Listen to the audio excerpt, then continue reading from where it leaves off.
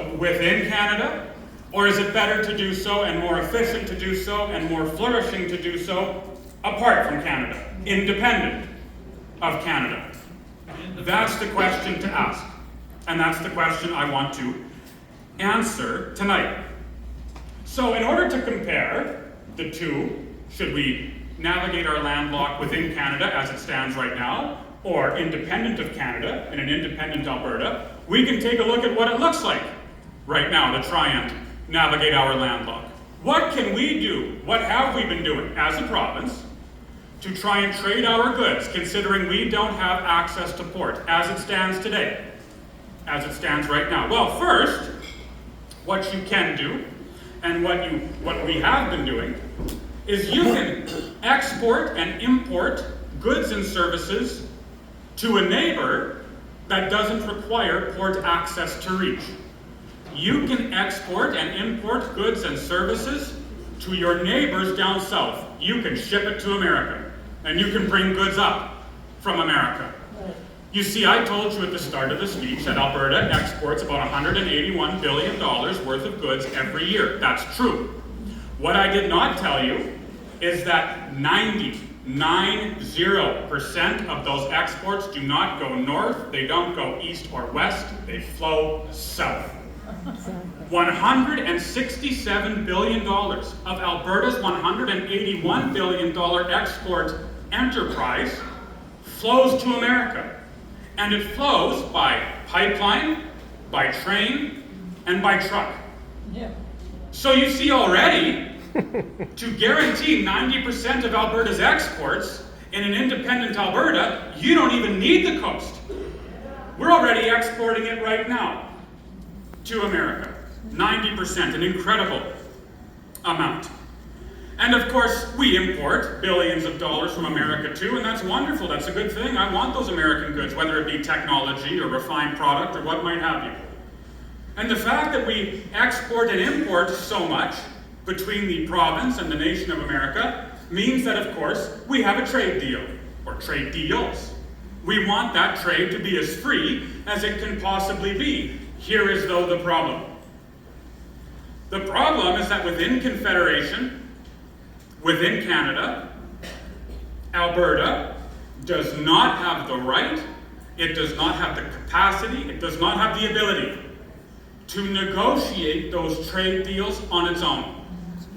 So you read the Constitution, you read Section 91, and you read Section 132, and you see that concerning matters of international trade, trade treaties, trade deals, etc., the federal government in Ottawa negotiates those deals, not Alberta, not Saskatchewan, not BC. No, the power there is vested with Ottawa. Ottawa is the one who negotiates on Alberta's behalf when it comes to signing trade deals. Of course, the one we know of right now is CUSMA. That's the North American trade deal between Canada and the States and Mexico. It wasn't Alberta who negotiated that, it was Ottawa. So you see, it might be that there are certain conditions, or a lack of condition, that we don't like in those trade deals. For example, in CUSMA, there is not an explicit ban on the cool-style beef packaging that discriminated against Alberta ranchers for years. Even though America doesn't have that policy anymore, it isn't banned. It could come back. Similarly, there is not a pipeline infrastructure guarantee for Alberta, embedded within CUSMA, which is what we want. But again, Alberta has no ability, no opportunity to go to America and say, we would like to alter the deal a little bit. Could we discuss an alteration or an update to the deal? No, that isn't within our jurisdiction. That's Ottawa's jurisdiction. And so the best that we as Alberta can do is read the trade deal, tell Ottawa what we think needs to change to benefit Alberta, and then watch as Ottawa does completely the opposite. Yeah.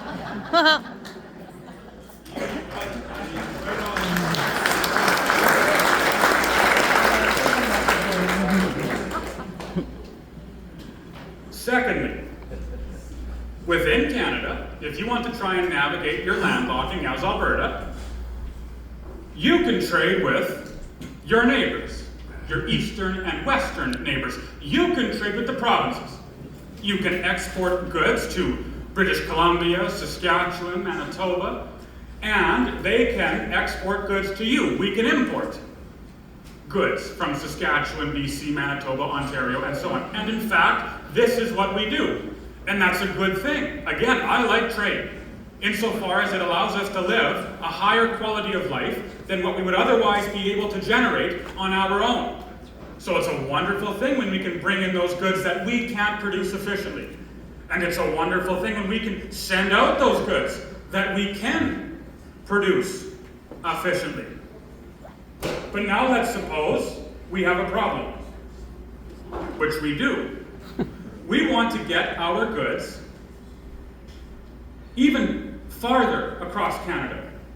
We want to go as far as we possibly can.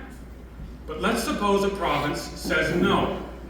Let's suppose that for whatever reason, such as was the case with the Energy East pipeline that was cancelled, would have shipped 1.1 million barrels of oil into the Eastern Bloc every single day.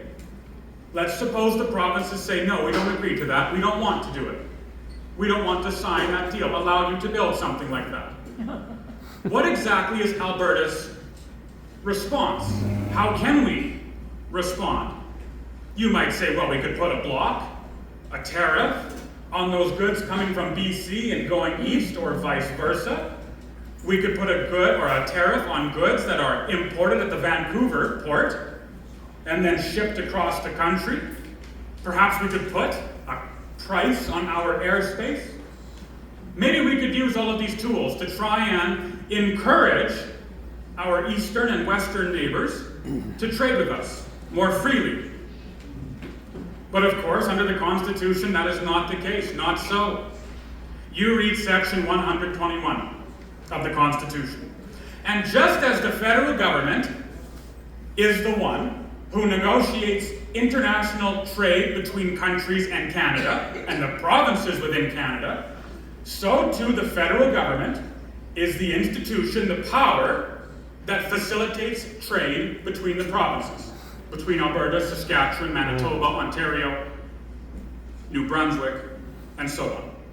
So it's not as though you see Alberta has the opportunity or even the ability to tell BC that if you don't let us build a pipeline to coast, we're going to put a tariff on the goods that you are shipping from your port over into Saskatchewan or Manitoba, or vice versa, because we don't have that power right now under the Constitution. I'm not saying you should or shouldn't do that. I'm just saying that tool is not available to us.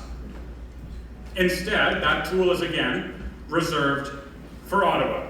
So you can trade between the provinces, true, but that means you have to rely on the goodwill of Ottawa, which is a very terrible thing to rely on to do. So finally, what can you do then? You can trade with your neighbors down south if you want to negotiate, or if you want to navigate the landlocking issue. You can trade with America. You can trade with the provinces that don't require a port to get to. And finally, you can negotiate your way to port so that you can trade with other countries across the world. You can negotiate your way to port so that you can trade with other countries across the world. And this is a critical thing. When you look at the economic data, you see that, for example, Asia, the Asian markets, the Asiatic markets, are starving for Alberta oil. They want energy. They are looking for it.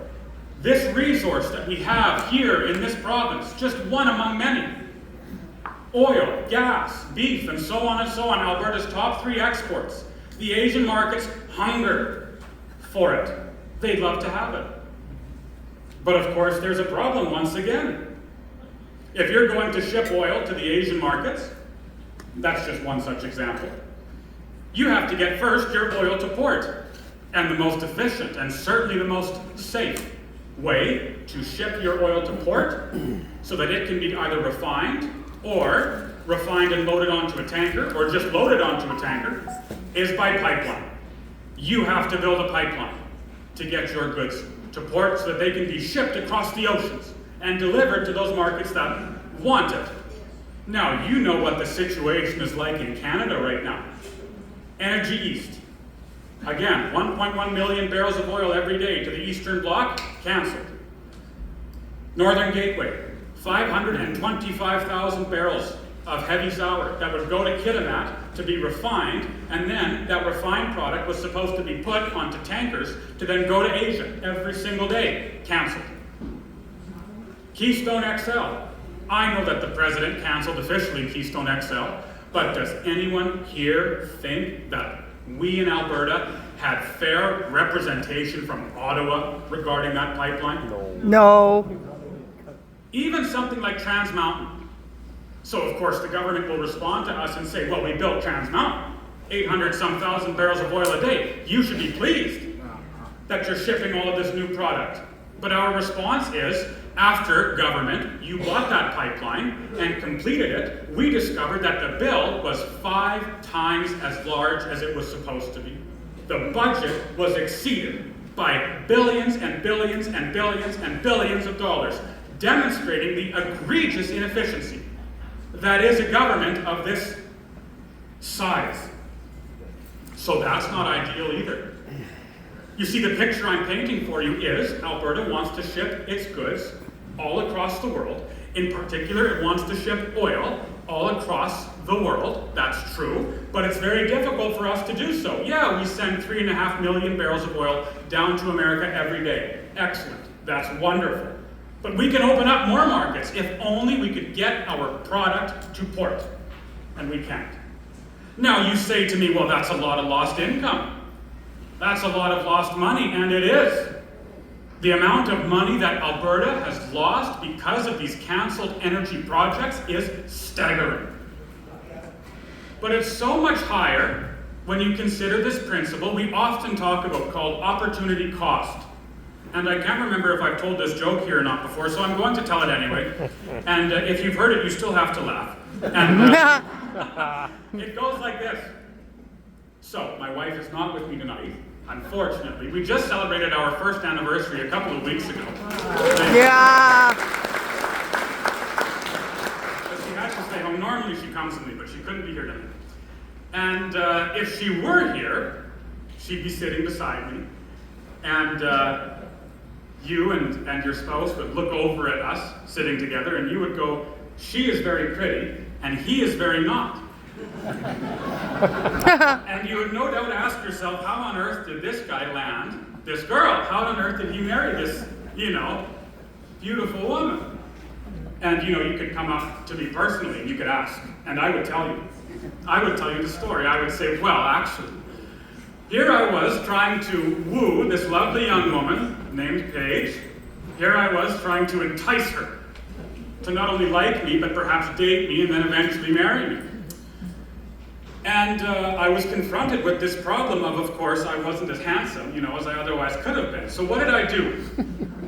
Well, one morning I decided to go to Coffee Row. I go for coffee with Dad lots of mornings in the week. And I decided to consult the old-timers at Coffee Row about what to do.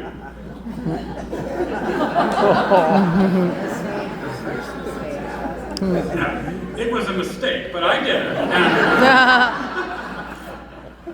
And I said to them, gentlemen, I like this woman quite a lot, and I want her to like me too, but you see me, what am I supposed to do?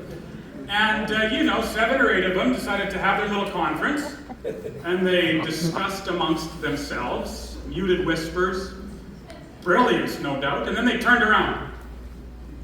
And they said to me, here's what you do. Council has decided. You should take this girl on a picnic. Every girl loves picnics, and it's easy enough to do. So why don't you choose a sweet spot in Lloydminster, where I'm from, and take her on a picnic, and no doubt, she'll love you forever. You'll woo her, and that'll be that. And so I said, that's a wonderful idea, fantastic. I went straight away to the grocery store. I'm a Ukrainian, so I got kubasat and cheese and crackers. What's more romantic than that? Lots of garlic. And I called Paige. I said, darling, I'd like to take you on a picnic. She says, that sounds fun. Where would you like to go? And I said, oh, it's a surprise. I'm going to keep it secret. And so I pick her up and then drive her around, and she says, it's kind of late at night, don't you think, for a picnic? And I said, oh no, it's worth it. Trust me, don't worry. And we're driving and driving, and I say, close your eyes, cover your eyes, we're almost there. We pull up to the destination, and I say, open your eyes now and see where I've taken you. Now, down here in Medicine Hat, you have a lot of gas plants. I don't know if you know Lloydminster, but we have a massive upgrader, heavy oil upgrader. And when that thing is lit up at night, it looks like Calgary downtown. So she opened her eyes and she says, where have you taken me? And I said, we're at the upgrader to look at the lights for the next hour and have some sausage and crackers. And so there we are in our blanket, enjoying our picnic, and of course she's smiling because she's gracious, and we're all having the time of our lives here. And anyways, we finish up our picnic, and it's time to go. Drop her back off. So we're driving, and she says, what a wonderful picnic. I say, well, thank you. Totally my idea. And she says, I'm just curious, out of curiosity, what did that picnic cost us tonight? And I said, are you Ukrainian too? And I said, well, let me think about it. Doing the math, and I said, well, between gas and the food and, picking you up and so on, nice clothes, it cost us about $100, or cost me about $100 to have this picnic tonight. And she says, well, that's not too bad, actually. It's not bad at all. And I said, well, you're not Ukrainian, I guess. Anyways,